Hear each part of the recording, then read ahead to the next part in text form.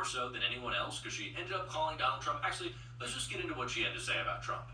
Marjorie Taylor Greene responded to this post, sharing the photo, which is clearly, like pretend Christ Trump with demons behind him, and he's blessing a sick Jeffrey Epstein. Marjorie Taylor Greene wrote from her former congressional Twitter account, on Orthodox Easter, Donald Trump attacked the Pope because the Pope is rightly against Trump's war in Iran, and then he posted this picture of himself as if he is replacing Jesus. This come after last week's post of his evil tirade on Easter and then threatening to kill an entire civilization.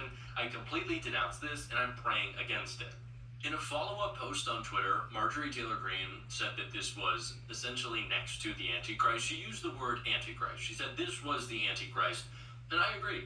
I said that in an earlier video in which I talked about Donald Trump's attacks on the Pope, but the fact that in a matter of like 2 hours, the President of the United States is so deranged and in such cognitive decline that he goes from seeing the Pope saying, maybe we shouldn't be killing people, and of course, Carolyn Levitt is going to try to spin up this bullshit and saying that, the Pope doesn't stand with our troops.